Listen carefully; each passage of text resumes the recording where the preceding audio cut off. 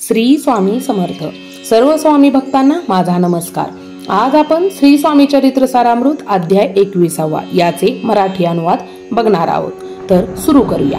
पुढील अध्यायास प्रारंभ करताना ग्रंथकार म्हणतात, ज्याप्रमाणे एखाद्या देवालयाची निर्मिती होत असताना प्रथम चौक आणि बैठका आदींची सिद्धता केली जाते आणि अखेरीस कळसाची बांधणी केली जाते, तेव्हाच त्या देवालयाला खऱ्या अर्थाने पूर्णत्व प्राप्त होते. त्याप्रमाणेच या चरित्र ग्रंथाचा कळसाध्याय लिहिल्याशिवाय हे श्री स्वामी चरित्र सारामृत पूर्णत्वास जाणार नाही. त्यामुळे ग्रंथकार या शेवटच्या अध्यायाचे कथन भक्तजनांसाठी करत आहेत आणि श्री स्वामी चरित्र सारामृत कथन पूर्णत्वास नेण्यासाठी श्री स्वामी चरणी प्रार्थना करीत आहेत. श्री स्वामी समर्थ. आता आपला मानवी अवतार संपवावा असे मनात आणून श्री स्वामींनी शके 1800 पूर्ण बहुधान्य संवत्सर मास चैत्र कृष्ण पक्ष त्रयोदशीस मंगळवारी आणि चतुर्थ प्रहारच्या अवसरी चित्त एकाग्र करून आपले निर्वाण साधले आणि निजरूपी निमग्न झाले. ब्रह्म रंध्राला छेदून हृदयामधून आत्मज्योत निघून ती आकाशात विलीन झाली. जवळ असलेल्या सेवेकऱ्यांना अपार दुःख झाले. ग्रंथकार म्हणतात, सेवेकऱ्यांनी केलेल्या नाना प्रकारच्या शोकाचे वर्णन माझ्याकडून करणे मला फार कठीण जात आहे. जर त्या आक्रोशाचे सविस्तर वर्णन केले तर ह्या ग्रंथाचे लिखाण समुद्राप्रमाणे पसरेल. समाधीस्थ होण्याआधी श्री स्वामींनी अनेक लीला करून जणांस सन्मानगास लावले. त्यांचे वर्णन या ग्रंथामध्ये ग्रंथकाराने केले आहे.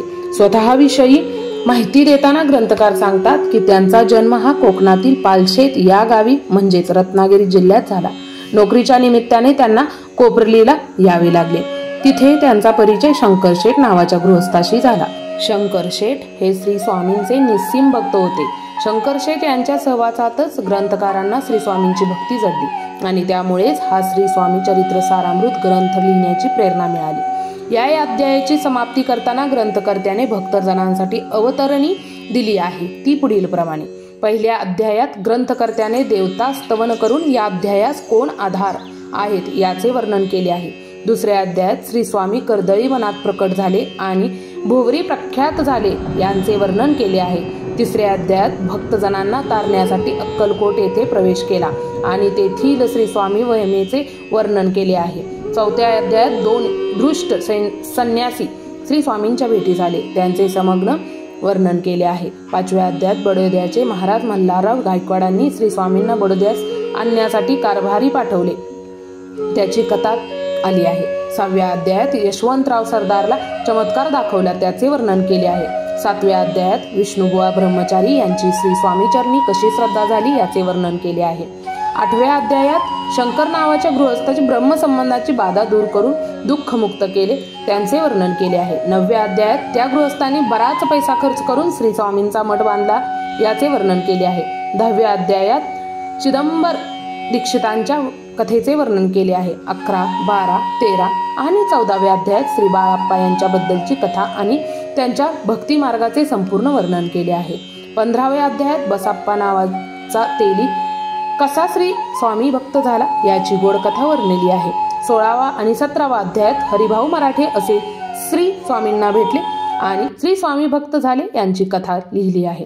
18व्या अध्यायात हरिभाऊ मराठे यांचा कनिष्ठ बंधू कसे भजनात रंगून श्री स्वामी भक्त झाले आणि दादाबुवा म्हणून प्रसिद्ध झाले याचे वर्णन केले आहे.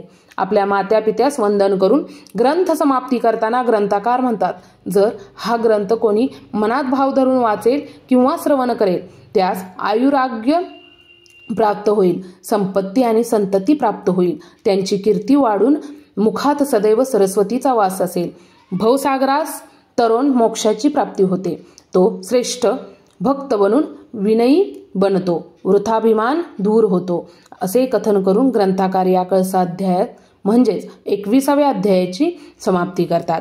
श्री स्वामी समर्थ. जय जय स्वामी समर्थ. श्री स्वामी समर्थ चरित्र सारामृत संपूर्णम. कसा वाटला तुम्हाला हा व्हिडिओ नक्की कमेंट बॉक्समध्ये कळवा आणि आपले स्वामी चरित्र सारामृत अध्याय संपूर्ण झाले आहेत, तर संपूर्ण अध्याय ऐकायला विसरू नका. लवकरच भेटू नवीन व्हिडिओमध्ये. तोवर स्वतःची काळजी घ्या आणि आपल्या घरातल्यांची काळजी घ्या. श्री स्वामी समर्थ. जय जय स्वामी समर्थ.